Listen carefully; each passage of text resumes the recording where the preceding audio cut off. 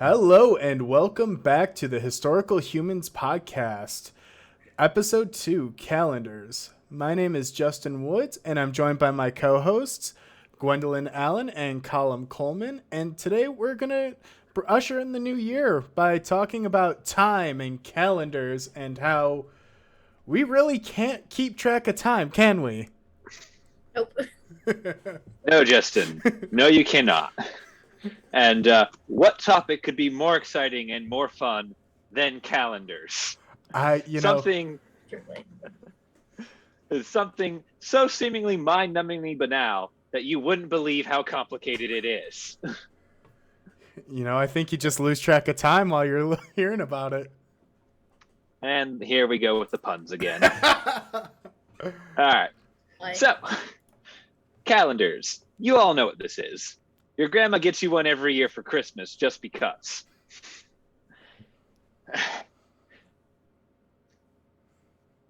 I appear to be choking. I apologize. It happens to the rest of us. So, our calendar, well, there are two types of calendars, I should say first. There are solar calendars, which are also known as the normal ones, also known as the ones we actually use out here in America, the ones you're all familiar with. We have that lovely little ball drop in Times Square every year to celebrate getting rid of another year worth of them. And then there are also, those are solar calendars. Then there are the lunar calendars, which are these wonderful semi-irregular things based on the moon. Because the moon is consistent, people. And it's a good idea to base your time on it. And I am insulting half the world by saying this sarcastically. So yes, you are. Send your fan mail, send your hate mail. If you use a lunar calendar, send this video to all your friends who do. We would appreciate their viewership. Shameless plug. Yes, I am. I am a corporate shill. At Historical Humans. Yep. Our calendar here in Western society is called the Gregorian Calendar. It goes all the way back to 1582 when Pope Gregory XIII, a very lucky number, decided that the existing Julian calendar just wasn't good enough for keeping track of time anymore. And then absolutely no one in Europe agreed with him. Yes. That makes sense, but I don't think I'm gonna. Yeah. All right, so you want to take us away with the Gregorian calendar, what it is, and some of its quirks here? Yeah, well, the Gregorian calendar, it's the calendar we use today. It's the one everyone's familiar with. You got your 12 months, 365 days, 52 weeks. And every 4 years or so, we just tack on an extra day to February. You get really lucky or really unlucky if that's your birthday. Like you mentioned, proclaimed by Pope Gregory in 1582, he did that to actually fix the miscalculations that had to do because of leap years and everything. We were actually about 10 days off due to miscalculations. They based the time on the restoration all the way back to the vernal equinox in 325 CEE. So that was the way in which they were able to go back and say, all right, let's start from here and base ourselves going forward. And the importance of that date is a little historical event over in what is now, I believe, Turkey today. There was the First Council of Nicaea, which was basically when Christianity decided what day Easter is. And for whatever reason, they chose the vernal equinox, which when your calendar starts changing its dates, starts becoming a bit hard to land on.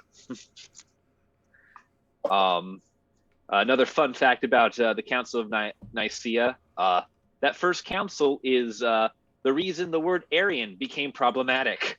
Oh no. Oh no. Okay. Yep. Yeah. Oh, German Christianity. Oh no. Well, 2 episodes in, and we're already seeing trends. Blame Germany. Yep. Well, let's face it. We've reductum ad Hitler twice now. Oh, no. I salute you, logical fallacies. Oh my god. So effectively, after the council, they just jumped ahead a couple of days, right? So at the council, they decided that Easter would always fall on the equinox, and that would be the date for it. However, in the ensuing millennia, the calendar, I believe it gained 10 days. So Easter was effectively being celebrated 10 days after it was decided it biblically happened, which can be a bit of a problem. Basically, imagine you had to celebrate Christmas on January 3rd, or that Hanukkah starts in November. You would not be happy with this scenario. Yeah, I was gonna say You that's not good. You would not be happy with that. And the Pope wasn't. So he made everyone change their calendar. And nobody wanted to do it. Call back to our previous video on the Christmas truce. One of the reasons it never occurred on the Eastern Front and it was only the Western Front is because Russia was still using the Julian calendar and didn't celebrate Christmas until 2 weeks later. Okay, that's pretty good. Yeah. And that was 1914, so that was just over 100 years ago. Yep, Russia Wow. adopted the calendar in, I believe, 1918 at the end of World War One, just for the sake of being able to talk to everyone else in Europe. So what you're saying is the Bolsheviks did something good? You're just going to see a Monopoly Man mustache appear and capitalism intensify on me here. Yeah, though Russia wasn't the last country to adopt the calendar. It was Turkey in 1927. So, not that long ago in the concept of time for how time has changed and how we count it. That's still really kind of weird because you think about when was the Gregorian calendar first implemented? Like, who was the first one to officially adopt it? Italy. I believe in Italy? Yeah, in 1582. So it took several centuries for this to be established kind of worldwide. Wow. And still some countries still work on their own calendars. So Well- I know the Islamic calendar is different. I was going to say, I know the Greeks and Orthodox Church still run on the Julian. Yes. Yeah, but Greece itself has the Gregorian calendar.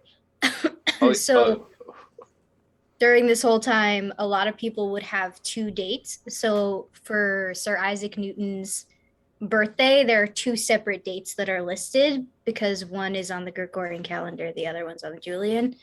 And I believe it's the same way when it comes to religious things in the government calendar. Yeah, that's a fun little point there. Most Orthodox countries have a secular and a religious calendar, where the secular calendar is our Gregorian calendar that is fairly accurate and well adjusted for the current rotation of the year, and then the religious calendar is the Julian one. And this actually, I'm gonna skip ahead in our content quite a bit. This is actually a very big issue in India, where the government put together a civic calendar for the sole purposes of administration, because there's just so many different religious calendars running around on the Indian subcontinent that it was impossible to unify one without essentially creating religious oppression. Oh, jeez. So there's a purely secular calendar for the government, and then there's religious calendars for spiritual beliefs. But see, the Julian calendar is the literal embodiment of if it ain't that broke, don't fix it. Like, I mean, it's got its issues. It's accurate to what? Within a day in 100 years? So, I mean, it's pretty good. Like, it works. You know. It's just the longer it goes, the more that it's off. Yeah, but that's for future people's problems. That's not current me problem. Yeah. Just taking the Republican white man stance. I don't need to deal with that. That's for other people. Yeah, but I mean, like, the Julian calendar is not all that bad when it comes to calendars. Yeah, it's not too bad. Although, for comparison, the Julian calendar shifts by 1 day every 100 years, whereas the Gregorian calendar shifts by 1 day every 20,000. So in the year 4909, we will be 1 day off. So yeah, if we get to 4909. Yeah. I believe it should say 2000. That should be a typo in there. I apologize. I also just want to point out the fact that the Julian calendar, we talked about how the Gregorian is named after Pope Gregory the 13th. The Julian calendar is named after Julius Caesar because he had the wonderful advice and idea to add 2 additional months to the calendar that was in use. It's where you get August and July, named after Augustus and Julius Caesar. Yep. But not by themselves, so they're not totally vain. It's their successors that they did to honor them. I suppose, but I don't know. I think they should really stab the guy who it's named after. That's just... Okay. Okay. All right, et tu, Brute, et tu. Yep. Fun little fact about he died the for this calendar. About the Julian calendar and our solar year. It actually doesn't come from Europe. It comes from Egypt. As the Julian calendar was based off of the Egyptian solar calendar, and it was advised to be implemented by Julius Caesar from a astronomer from the city of Alexandria, Egypt, named Sosigenes. And if you can think of a more embarrassing name than Sosigenes, please put it in the comment section on the YouTube video below. If you're watching us on Spotify or Anchor or anywhere else, go to our YouTube channel and comment there. Links are down below. I told you I'm a corporate shill. I told you. But see, at least you're honest. I think that's something we really should I really want to talk about how the Arab world really controlled a lot of science. They added so much to our knowledge of science and history. Like, this is just one example, and coming out of Egypt, being Egyptian, but and I would point out this is several hundred years before Arabs. Technically, Sosigenes was technically part of a Hellenic group, for lack of a better term. Egypt was a Hellenic kingdom at this time. I was using modern sociopolitical boundaries to pre-describe the nation. I apologize, but you understand my basis. This takes nothing away from you, Egypt. It takes nothing away. And then we should have a moment of silence for the Library of Alexandria. Very sad. Oh, because we're on Egypt. I don't know why I just did a ninja thing, but you know. You gotta bless up. Yes, okay, Naruto. I'm too much of an otaku, okay? With the Egypt thing, their calendar was so accurate that this past...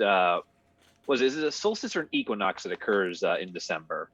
I'm bad with the solstice. Solstice, thank you. I'm bad with phases of celestial bodies. I'm very bad at that. With this solstice, the path of the Sphinxes in Luxor witnessed a sunrise perfectly aligned with the street. So the calendar, the Egyptian version of the calendar, seems to still be accurate. Several thousand years after its abandonment. You know, there's a lot of ancient societies that create really accurate calendars, which I know we'll touch on later on. But I just honorable mention to the Mayans right here as well. Yeah.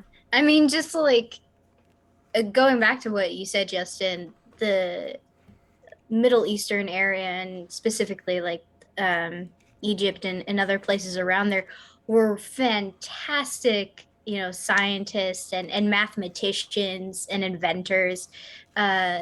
That sadly so much was lost because of the disappearance of the Library of Alexandria and the whole Dark Ages tidbit. But we could be so much more advanced had we had that knowledge because they really pioneered a lot of that stuff. Even when it comes to cameras, they had picture boxes back then before we had any kind of camera, and they were the first ones to invent that, which is amazing when you think about it. It is, like, it's really cool talking about this, but it just makes me really upset because religious oppression of science just it took so much of a toll, and it still does to this day. And something tells me you may see a Copernicus or Galileo episode at some point in the future. Wait, is this foreshadowing? That'll be a rant episode. I don't know, but keep in mind, you two, I do write down any ideas you have just at random. Wow. Like, it's so sad. You guys think I'm creative? I don't come up with this shit on my own. But to bring it back full circle now, the Julian calendar, that's when we first saw the stereotypical what you expect of like every month having 30 or 31 days except for February, because fuck you, February. It introduced a leap year, except unlike we celebrate the leap year currently, February 23rd just was Groundhog's Day. Just happened again. They just reset the day. Oh my gosh, poor Tom Hanks. Oh yes, that's fun. They did the math, and to master all the skills he did in that movie, he would have had to been there like 10,500 plus years, I think it was. Like, it was some absurd number. Listen, we didn't see all of the repeats. We don't know. Remind me off camera. I have a story about Groundhog's Day it's pretty good. All right. But specifically to get back to the Julius Calendar. So yeah. All right, go for it, Gwen. Thanks. They mainly did this to unify the annual dates and to make it a lot easier to have historical chronology, specifically for the government and recording dates and stuff. It just made it so much easier. Especially more so than the Roman Republic calendar. Yes. Which was a very complex lunar calendar, so they switched over from the lunar calendar to the solar calendar. Yeah. And if you want to get a look at what happens when you have elections tied to specific dates and people who can legally delete those dates from a calendar, I do recommend, we're not getting sponsored by this, but I do recommend this lovely little book here, The Calendar of the Roman Republic by Agnes Michaels. It is very fun. Little tidbit if you're into calendars and calendar systems of a highly dysfunctional lunar calendar that is somehow still consistent. But also, let's talk about the fact that calendar had been around since the 7th century BCE, man. Like, it had been around for a minute. Although, realistically... For a hot minute. Although, that's not a terribly long time, either. 7th century, so it was implemented, what, 700 years?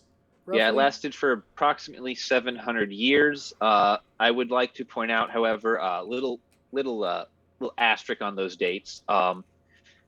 That dating system is based a little bit on the mythological founding of Rome, which archaeology, and we're largely archaeologists here talking to you on this channel.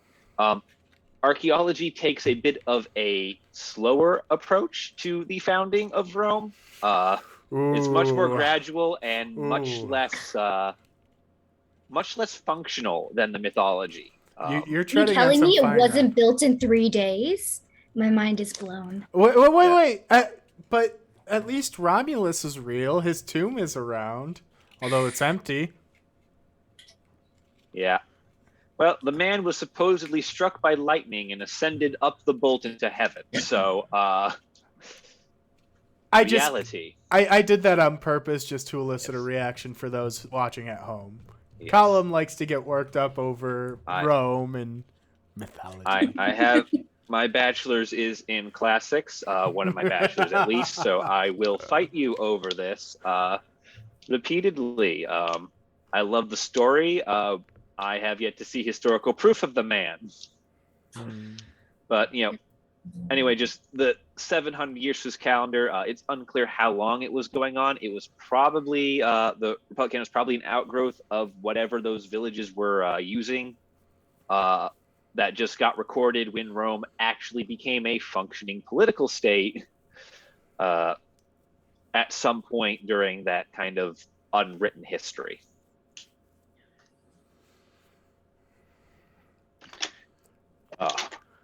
That's kind of there's cool. lots of shit. So with the discrepancies that we were talking about with the Julian calendar, it's currently at 13 days, so it's almost 2 weeks off. And by the year 2100, we will have lost an additional day, or would it be gained an additional day? So the Julian calendar, I believe, moves slightly too fast for the solar year, as the adjustment from Julian to Gregorian was. So the Julian calendar, it has leap years every 4 years, like we do. It has 365 days and 12 months, just like we do. The difference is for the Gregorian calendar, we actually deleted some leap years. Every 100 years, so every year 100, 2000, 2100, so on. Every one of those years that is not divisible by 4 doesn't have a leap year. So the year 2000 having a leap year was only the second time in the history of the Gregorian calendar that's happened. Wow. If we live to be well, us on the podcast here at least, we live to be over 100, we will witness the a leap year without a leap year. Wow. Yeah. That'll be interesting. So, like, I always feel bad for the people born on February 29th because technically, even into adulthood, they're still, like, you could be 40 years old, but you've only experienced 10 birthdays. You have to cheat and either celebrate before or after. And Or so that 1 second in between, I still think it's got to be, you got to wait all 4 years. And then I still don't think they should legally drink. Shouldn't be able to drive until you're well old. All right. Dude, my friend scared me one time saying, "Oh, I'm going on a date with a 4-year-old." I was like, "What the hell?" And she goes, "Oh, he has a leap year birthday." And I was like, "Dude, why would you play me like this?" It's still only 16. How old was your friend at the time? Oh yeah, we were in high school. Oh. Listen. No, we weren't adults. We weren't adults. That still would have been weird. We are not inevitable. All right. Look, I'm going to go ahead and state this loud and clear. I do not support that at all in whatsoever form. That's why I asked to double check. Yes. Right. No, we were in high school at the time. All right, so we've built up our calendar. So let's talk about the other big calendar in the world here, the Chinese calendar. It's the other major new year in the world. It's celebrated by that Lunar New Year is celebrated by 1/5 of the world's population, I believe.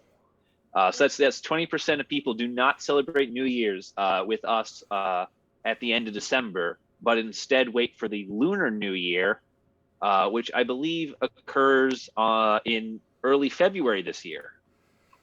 I don't remember the exact date. I think so, but I'm gonna double check that. Yeah. Let's put this out there. If there ever gets to the point that we have the means, we need to go to China for Chinese New Year. It is packed and so hard to get through. My friends who go back Yeah. to China for Chinese New Year, they have to plan all their trains and their flights months in advance, and get that all settled because it is a lot. That has to be pretty cool, though. Yeah, I'd settle for Chinatown in Chicago celebration. That's always awesome. That's the one I try to go to, other than the one in town. So now, how long have they been using that calendar column? So this calendar dates back to the 14th century Common Era. So it's about 200 to 300 years older than our Gregorian calendar. And I believe it is fairly accurate as far as a lunar calendar goes. I think it has some comparable accuracy to our Gregorian calendar, hence its continued use for so long. Well, and I know we just briefly talked about the celebrations, but what usually happens during those celebrations? Like, how do they celebrate it? Well, those the celebrations and other traditions are steeped in mythology. So I'm going to turn this over to Gwen. Here you talk about some Chinese mythology and the things they do and why they do it. Colum used deflection. It was highly effective. Super effective. Don't play Pokemon with me on the live stream. So the Chinese New Year for this year is actually on February 1st. So you're right, it is in early February, the earliest of February. And so normally what happens for Chinese New Year's is there is a nighttime parade where there's the dragon dance. You've got a lot of lights and fireworks. And this is specifically for mythology reasons. The dragon is a symbol of good fortune, and I believe that what was it? The monster in legend, I believe it's Mian. I do not know how to pronounce that, so I apologize to any Chinese speaking or Mandarin speaking viewers. Would attack villages at the start of the year, but he was afraid of red, light, and noise. So that's why the New Year is celebrated with fireworks and explosions, and you make a lot of noise to push this monster out of the way. And to keep him from attacking villages. And there's also another very important and I think wide known mythology with the Chinese New Year, and that is with the Chinese zodiac signs. Most people know the animal associated with their year. I know Colum and Justin do. First place. Yes. Colum is the year of the rat. I'm the year of the ox, and Justin, you're the year of. I am the rat as well, I think. You're the rat as well. Shoot, I hate being second with all these firsts. So the original mythology for the Chinese New Year's is that the Jade Emperor wanted to track time. Is essentially how it goes. And so he had a race with all the animals in the kingdom, and the first 12 to make it to the end of this race got to be put on the calendar.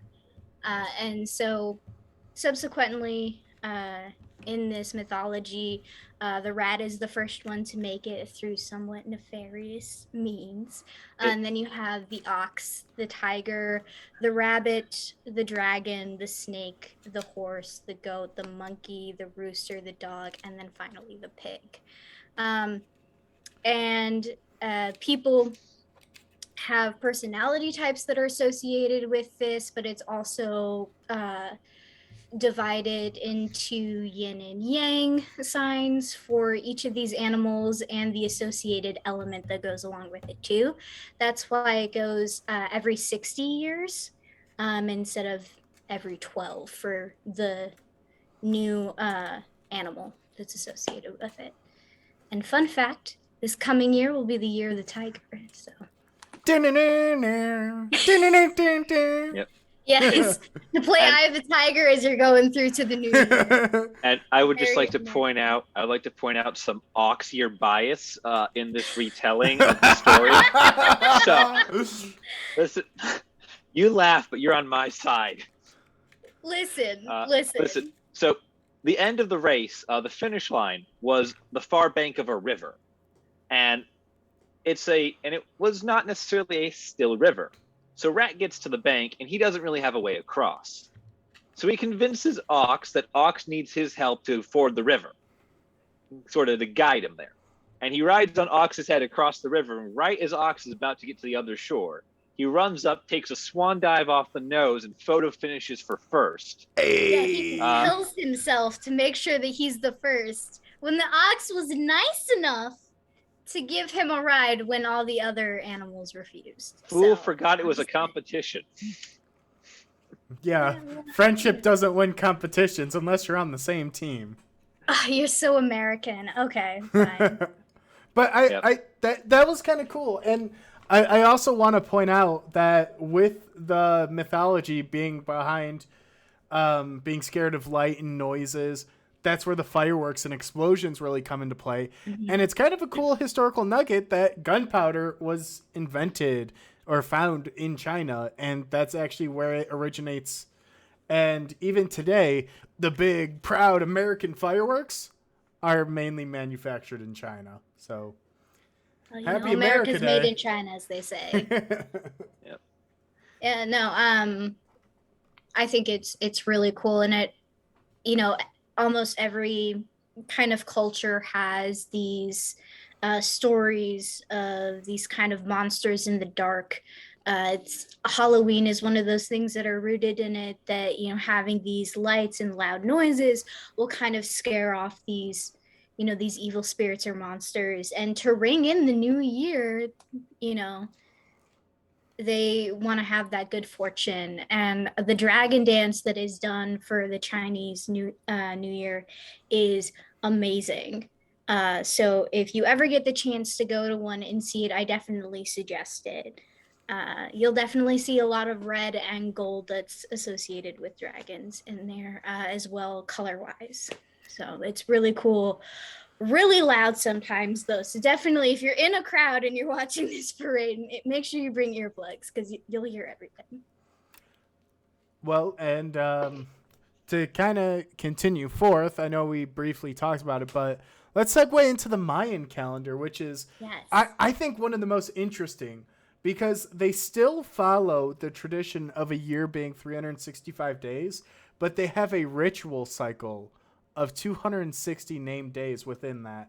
And the cool thing is, I know everyone's heard of the Mayan calendar, and we've lived through the scare of 2012, except what people don't realize is that was just the end of that cycle. The calendar just flipped over and continued. It's like, oh my God, the calendar ends. Flips page. Oh, it starts back over again. Yeah.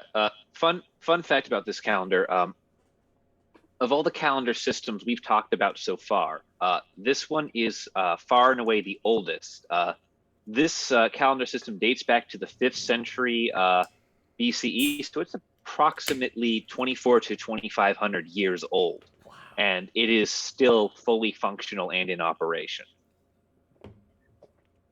which is oddly terrifying. But that's the whole purpose of this calendar, is it is very cyclical. Like a standard cycle on the calendar is 18,980 days, or 52 years within 365 days a year. So like it continually keeps going and going. And it's not set up in the traditional way that we tend to think of with our Eurocentric perspectives, because the cycle itself, it consists of 2 smaller circles with numbers 1 to 13. And then you have an ordered series of 20 name days beyond that. And each day has its own fateful characteristics. So it kind of ties all into the mythology. I don't know. It's just, I get very interested by it because it's very cyclical. It uses unconventional ways of thinking, which actually ties into the Mayan way of counting. Fun fact. So it's got linguistic lineage within it. Yeah. Oh yes. So all 18,000 days in the Mayan calendar have a unique name. So there's a different name for each day of all 52 years. So January 1st, 2021 and January 1st, 2022 do not have the same name. And it's quite interesting because a Mayan day name actually consists of 4 separate names for the specific day. First is what number of the 260-day sacred cycle is it? Then it's what the name for that day is in the cycle. Then it's which number is it within its month? Is it the first day of its month? Is it the last day of its month? Anywhere in between. And then finally, it's the name of its month within that 365-day year that we're all so familiar with. But see, and that's what I think is really cool too. And each year had 18 months consistent of 20 days, and then they had the 5 unnamed days, which are the unlucky days. And that was the period in which they observed fasting and sacrifices. And it was just overall considered unlucky. It was a bad omen if your birthday was in this period. And it just a lot of bad juju just because they didn't quite have names for it.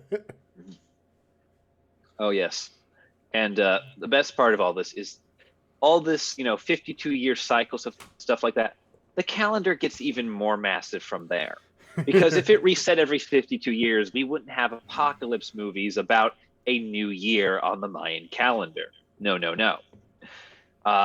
There is a longer cycle called the Mayan long count, which began, and the Mayan name for the day is, and I'm going to butcher this like we always do, 4 Ahau, 8 Kumku, which roughly puts it on August 11th, 3114 BCE in the Gregorian calendar. And this long count is essentially a great cycle of 5,125 years that ended in December 21st, 2012. So thank you, Obama. Quite literally a calendar that kept time for over 5,100 years. And then need I mention yet again that on December 22nd, 2012, it ticked over into another long count that will not finish until the year 7,000 what? 7,100 and 7,137. We're not even going to make it that long. Yeah, dude, I don't even know if we're going to make it in 10 years. Like, let's be honest here.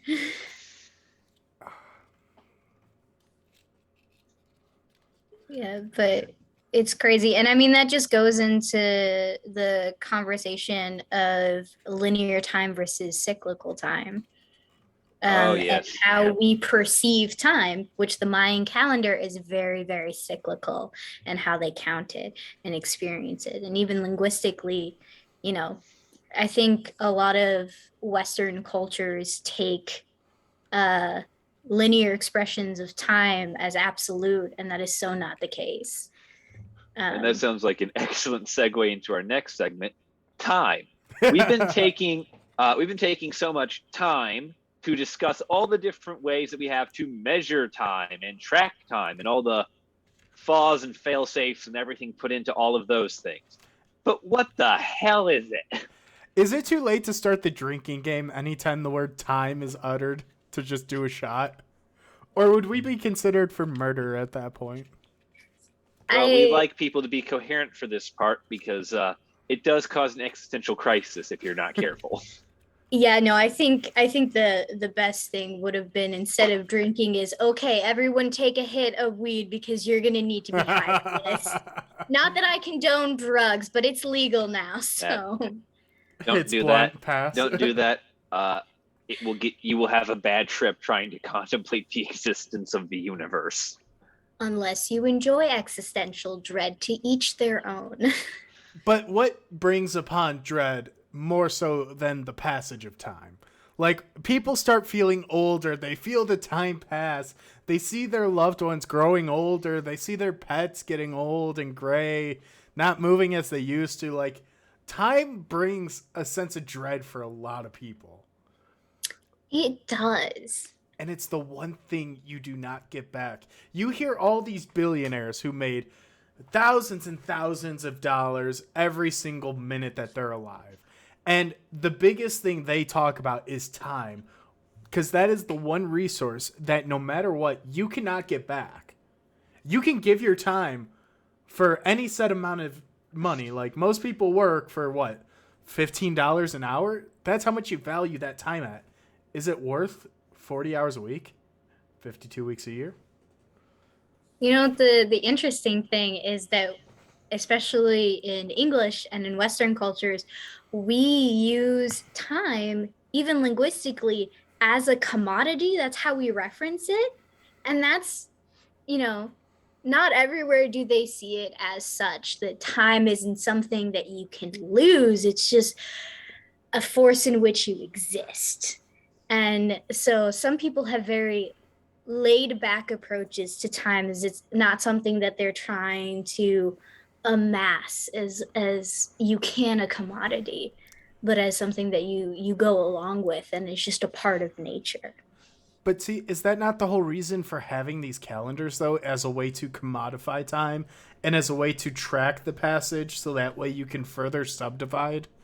Why else do we have seconds or microseconds, minutes, hours, days? It's all just divvying it up further and further.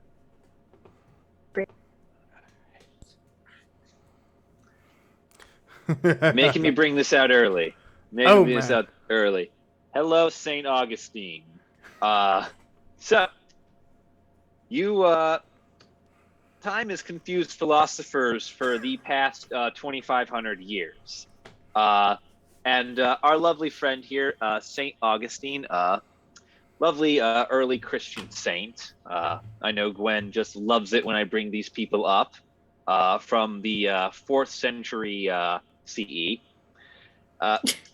He has a lovely little discussion of time and his treatise on it. And this commodity that we're all monetizing doesn't actually exist.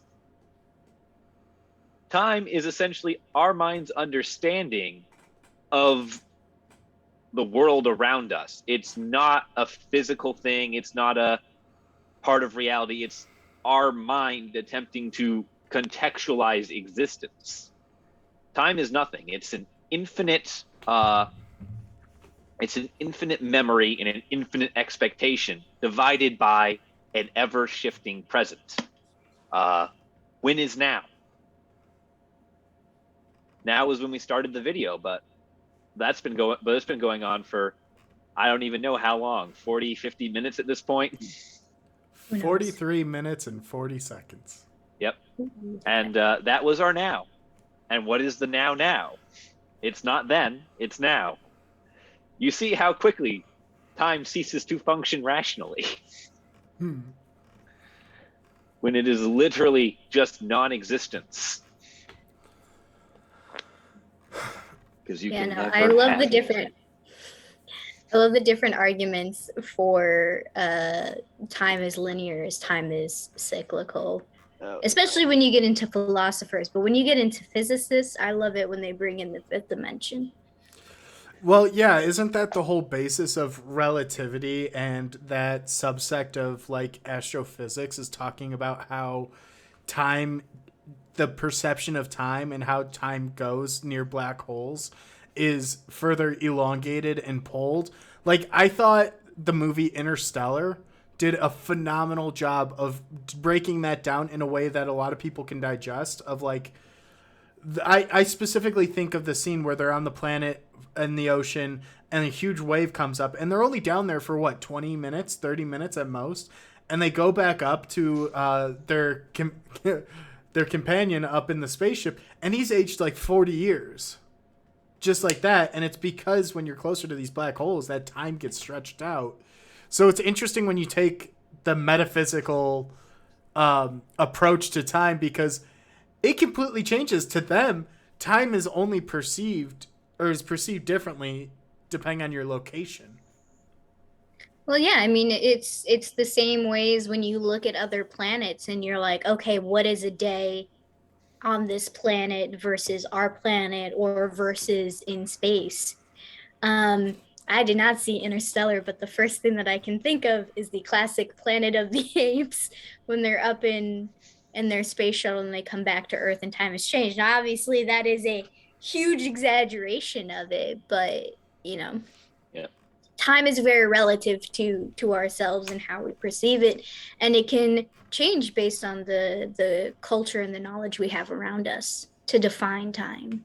Yes, and that concept that of time as a perception based thing that can shift and change and is that simultaneously exists and is also very subjective.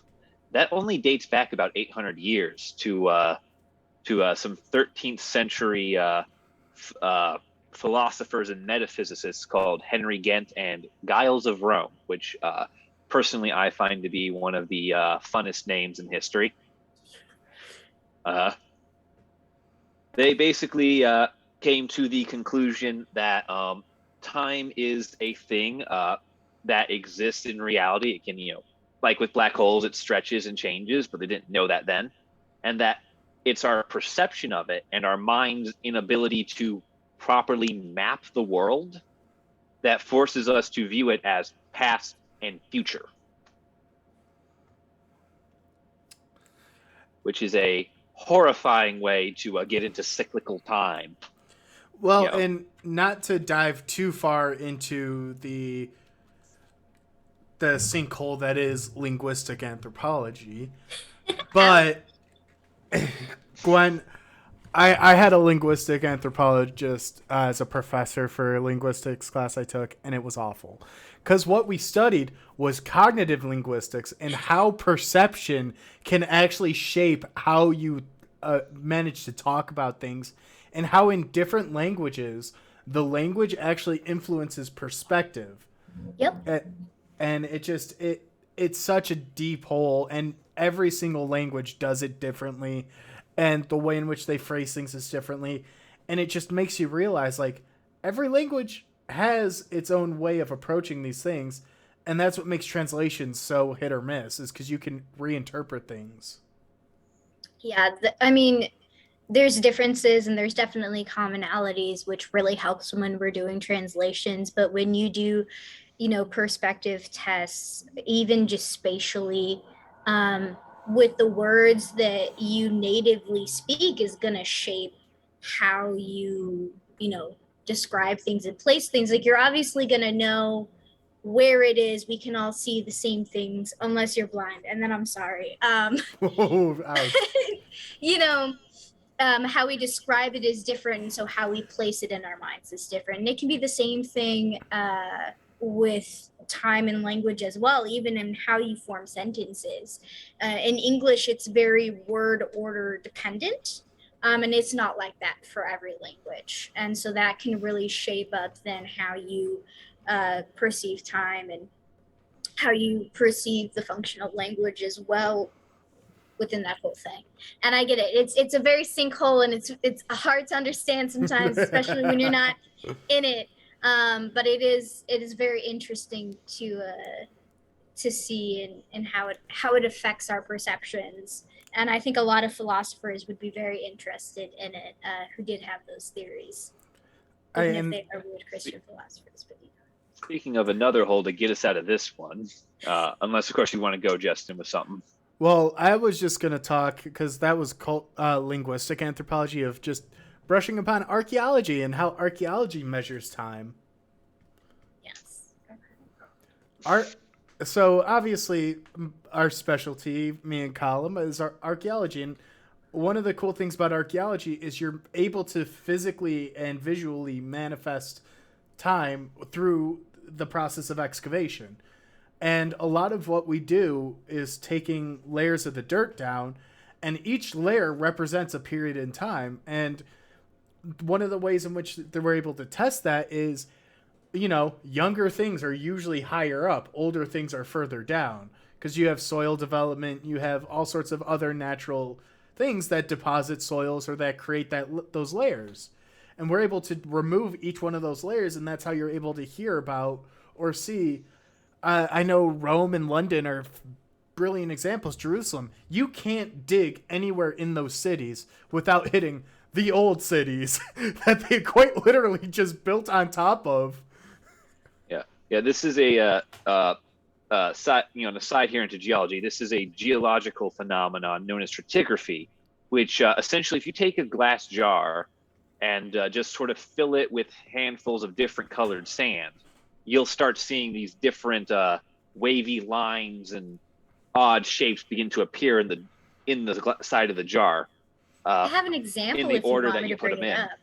What, like Oh the yeah, Grand sure, go Canyon? for it. Yeah. Hold on 1 second. Here we go. And there's Snorlax, our new co-host. Yes. Oh yes, my poor thing. I don't know if this. Oh, if you can see your it. filter. Oh, yep, Yep, there we go. Yes, the And color. now it's a golden. There we go. Okay. There we go. It exists. Do not move. Do not breathe. But you can see the different layers. Those layers appear on top of each other in the order she put them in, which is sort of the same way that civilizations and people leave stuff behind in the dirt. Yeah. All right. I'm gonna put this down now. Yep. My poor So- candle.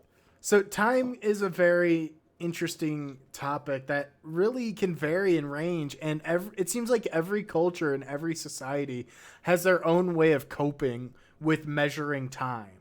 Oh yeah. Speaking of coping mechanisms, because I've wanted to jump in on this for a while since we ever started talking about the Mayans. There's your springboard. Apocalypses. Yeah. So the reason we always think about apocalypses, and the reason we in the West have this sort of obsession with the end times and Armageddon and the rapture and all that stuff, is because in the Middle Ages, more or less working concurrently, not necessarily together, but at about the same time on the same project, Muslim, Jewish, and Christian philosophers invented this idea called temporal finitism, which is based on the belief that only God can be infinite. Therefore, everything else must be finite, including time, which means there's a limited amount of time that is passed behind us, and there's a limited amount of time in front of us before time ceases to exist. It's almost like those three religions are all just almost branches. Don't say it. Don't say it. Yeah, they just seem very similar. Peace and love. We're going to get demonetized. All right. This is good omens. Why are they nailing that man to a cross? He told everyone they should be kind and love each other. Oh, that'll do it. Always look on the bright side of life. And there we go. There's your Monty Python reference for the day. I was about to say, is that a Monty Python reference? I will make you watch those movies. I've seen them once. I've seen Life of Brian once. Our past field school in June this year just became an entire Monty Python fest. We watched all of the movies and just quoted them incessantly. Yes. So for those of you who don't know, a field school is what happens when you're training archaeologists and you walk them out into the middle of nowhere, hand them a shovel, and tell them they're digging wrong. It's a little more. It's more formal. You learn the procedures and the abilities to excavate. It's a very good skill that every qualified archaeologist does at least one of with us in a grad program. This was our second. Some people, it was their third, to get really finite and technical. Yeah. So many Well, rocks. I think we're coming to the end of the episode here. If you check me, Justin, on the time. So before we wrap up here, I just wanted to ask you guys, like, give me a personal recap of your year. What are some highlights? What are some lowlights? Like, 2021 was a very interesting year that both seemed like it went on forever, but then also ended after like 4 months. Yeah, I would say a low light would be the global pandemic. Yeah, it was a little bit of a bummer, especially that Omicron. Yeah, and then the Delta coming. Yeah, and family getting sick, that's not fun. But I would say a highlight would be our D&D campaign. I would say that gets me through the week most days. For those of you watching at home, the three of us playing. Colum here runs the campaign of Dungeons and Dragons, bringing it back old school. Yes, I am the dungeon master, the master of dungeons. Every week I am put through hell by these two. I'm sorry, you put us through hell too. Like, I'm just here to have a good time. It's not how I see it. It's not how I see it. Your idea of a good time is killing us. We have to give you a hard time to live. Listen, I'm just like panicking because I was like, this session is gonna be the last session for the campaign. But at the same time, I have a lot of fun. So I would say that's definitely a highlight of my year, because everything else was crazy and chaotic. Okay, so you got the campaign. Any other bright parts? Anything you're looking forward to in the new year? I don't know where she is, but I got my kitten, so that was really great. Next how long year, ago? huh? How long ago did you get the kitten? I got her, I want to say March of this year. So sorry, didn't mean to interrupt, but kitten. yeah, no, as if I had her near me, which she's normally either lying next to me or behind me on the couch, I would just pick her up and show you. But I think she's hiding in her haunted house right now. I have a kitty haunted house, so yeah, but that was nice to have a kitten for my older cat to play around with, which she was not jazzed at first. But we kind of rescued her. So that was really great. Next year, God, moving, hopefully finishing my thesis, fingers crossed, toes crossed, everything crossed. Eyes crossed. Yeah. Oh God, you can actually do it. Oh yeah, I regret everything. Sorry. I regret everything. I can, but I do not want to give myself a headache, so. Oh, stop. You're gonna give me a headache by... Hang on, I think I can kill this video and save us all. There we go. I have the ban hammer still. Yeah. What about you, Colum? Let's see. This past year, some of the high points was, let's see, doing North Carolina archaeology, getting to work with a tribe a little bit like that. Being called what did he call us? Illegal campers by the police. That's always that's always a fun conversation to have. Fun fact: not everyone knows what archaeologist is or what we're supposed to be doing. So a lot of times the cops come around because people are talking about strangers on the side of the road with shovels and little sharp, stabby things that are called trowels, but occasionally may look like knives. Yeah, to be fair, archaeology looks really sketch when you're looking at it from the outside. Bunch of people digging holes in usually wooded areas or wide open areas away from civilization.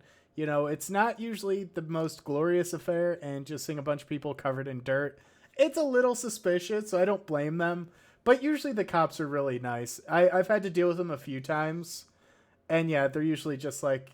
And actually, I was the one that dealt with that cop. That is true. Yes, we made you do that.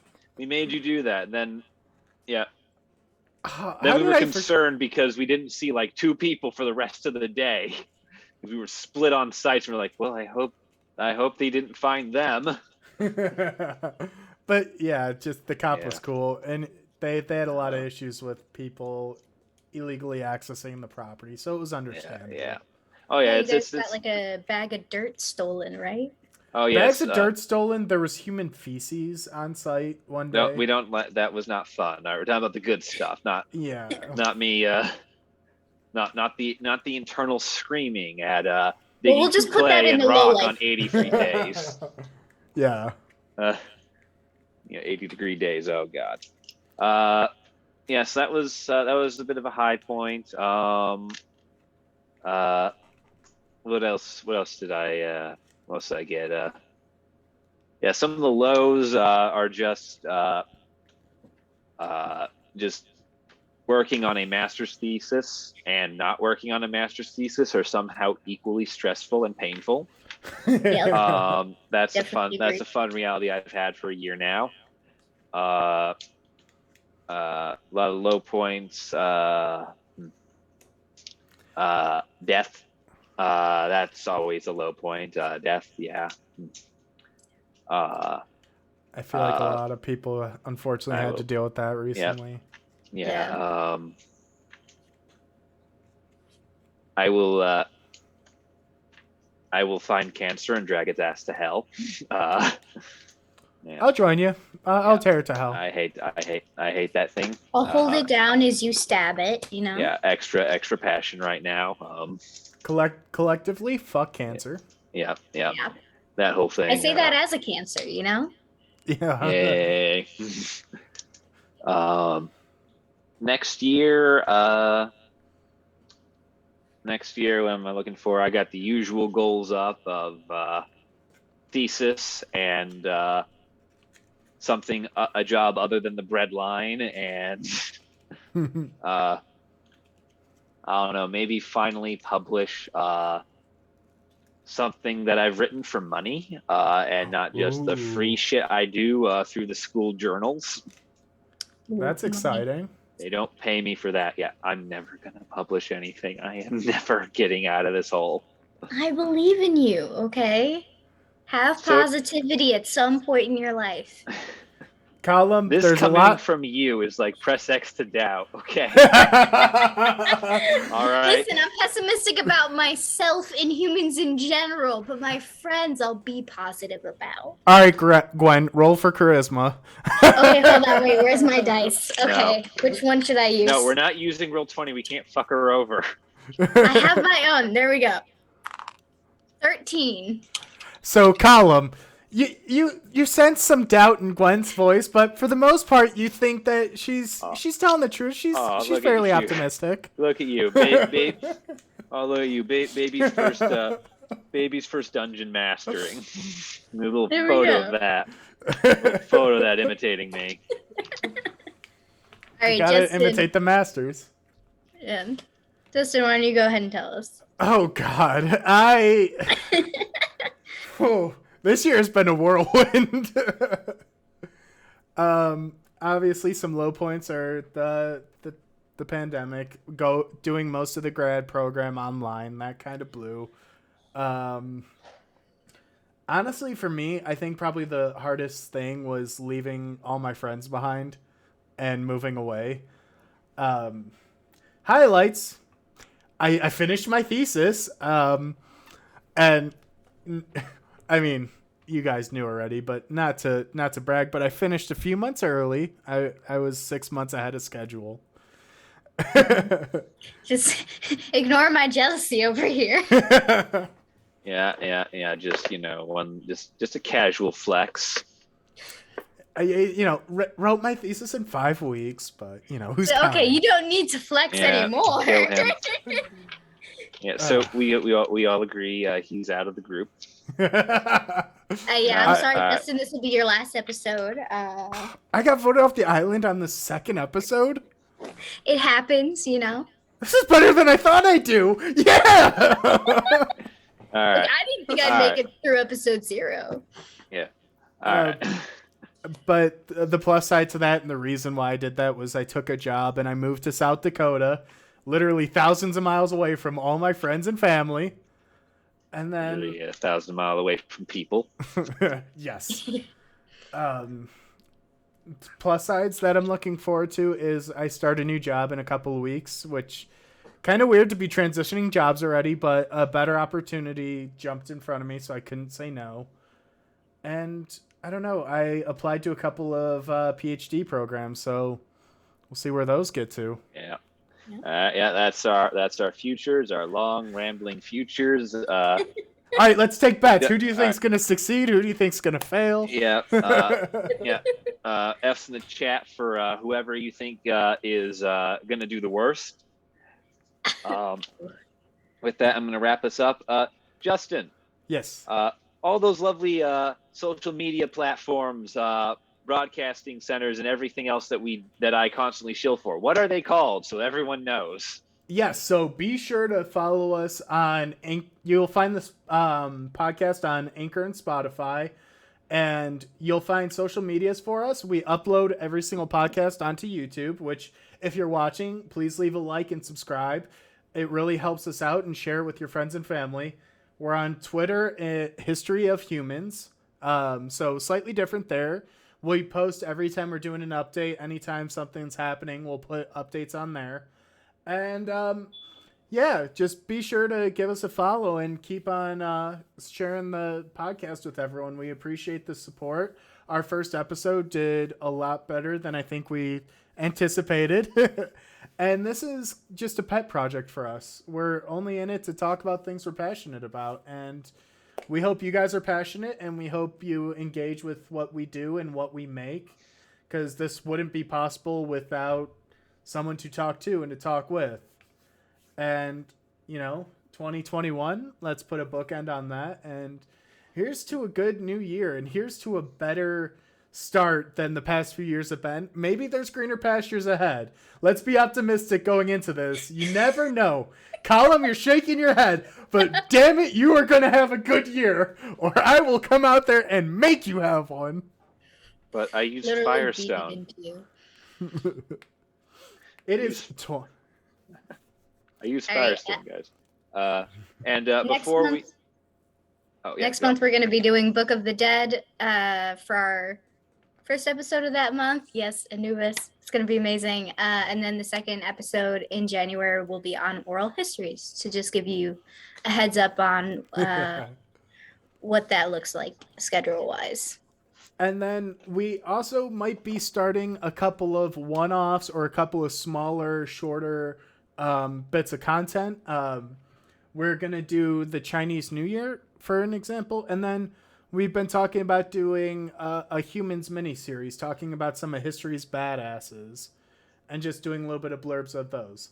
So let us know what you think of these ideas and what you want to see from us. If there's a topic you want us to cover and that you think we're missing out on, let us know, because we're no experts by any means. We're just a bunch of nerds who like to talk about history. I would argue that we are the experts as per our degree. May the cult of the expert never die. Look, there's a lot of colonialist issues with what you just said there, so I'm going to leave that be, but... I exist to be problematic. Is going through right now. I exist to be problematic. It's how I get the views. Look, I'm here just to have a good time and to talk about some good things. Yep. And also put your New Year's resolutions in the comments as well, and tell us about your year, because that'd be fun to know. Yeah. And one more thing. Speaking of some of those shorter one-off series, where can they expect to find that once we start doing it? Because I believe some are set to be YouTube exclusive should they go live. Yep, so exactly that. You'll catch them on YouTube. And I also feel like, real quick, we should also talk about our podcast schedule is every other week on Mondays. The podcast release at noon Central Time, so 12 o'clock. And yeah, the one-off specials will be YouTube exclusives. So YouTube, Historical Humans, there will be links to our YouTube channel in the show notes for the podcast. In the comment section, if you're watching on YouTube, congratulations, you're one step ahead of the game. All right. And with that, we will see you all next time. Yeah. Shameless plugs. All done. Yep. Thank you guys for watching, and we'll catch you all in, 2 weeks here? Yep. Join us in January for the Egyptian Book of the Dead. Yeah.